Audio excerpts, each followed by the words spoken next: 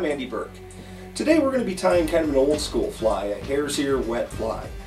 You could call this almost a hare's ear March brown wet fly. It's a pretty basic fly, hare's ear body, wood duck tail. We're going to change it up a little bit. We're going to change the wing material from the normal, clump of hare's ear fur or folded turkey wing, and we're going to use some snowshoe rabbit fur for the wing. This is a great fly. We're going to tie it unweighted because you can fish this in a surface film like an emergent caddis or emergent March brown mayfly. It's just a good buggy looking little fly. This is a great fly to fish in the evening on the kind of the end of the hatch, or fish it behind a dry fly as just a damp emerger type fly. Really fun fly to fish, fun fly to swing on a dead slow swing. You can pick up some fish doing that. People are missing out not fishing wet flies. It's a lot of fun and kind of an old school way to catch fish. For the hook, we're going to use a TMC 107 SP in a size 14. I normally tie this fly in sizes 12 to size 16. For the tail, we'll use wood duck. You can also use imitation wood duck, some long pheasant tail fibers, whatever suits your fancy. The ribbing, we use Mirage accent flash for. The wing, as I mentioned, we're going to use snowshoe rabbit fur. The body will be hare's ear dubbing. We'll also pick that out to form the hackle of the fly. We're going to take and put a little drop of Dave's Flex-Cement on our hook shank here. This is a size 14. Thread we use is some 6/0 Danville and kind of beigey tan color. Start the thread at the eye of the hook and wrap back to the point right over where the barb was. I like my wet flies to have a long, wiggly tail. It's just, I don't think it adds a whole bunch to the fishing, other than it might wiggle a little more in the current, but it sure makes them look cool in the box, and I like the looks of it, so that's the way I tie them up. If you like them shorter tails, tie them that way. Okay, tie that tail a little long.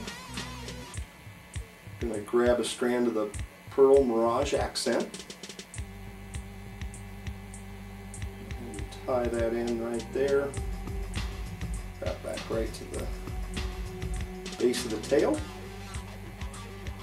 Last little application of Flex-Cement here. Lay that down. And we're going to dub our body on this fly a little thicker towards the front because we're going to pick it out to make it nice and shaggy up in the thoracic region. So get our dubbing started, twist the dubbing and thread together, and just wind it forward to form a nice tapered body. When you get to the front, just make sure you've got a little extra there. Yeah, that's good. Just go ahead and wrap that down. Keep your ribbing sparse, all you need is 3 or 4 turns. Like so. Trim it off. Now we're going to use our snowshoe rabbit fur for the wing. This comes from the foot. I'm just going to pick a little clump from right back here, kind of in the middle of the foot area. Just trim that off. Pull out the really wild and unruly fibers. Measure it. You want your wing to extend just onto the base of the tail. I'm going to trim the material square and just catch the very end of it with your thread. It'll take you a little time to get that trick down, but it saves a lot of time at the bench. Got a nice little wing there. Good finish. Now we're going to scruff the fly a bit with our bug brush. That's why we didn't bother with the hackle. We can scrape plenty of hare's ear fibers down. Scrape those wing fibers down.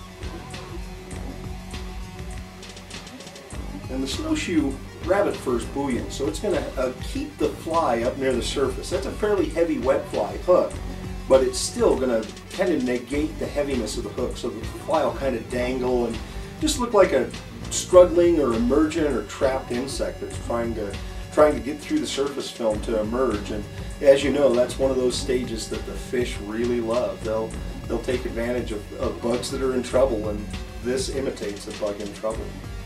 Thanks again. Check out more at andyburk.com and therenoflyshop.com. We'll see you next time.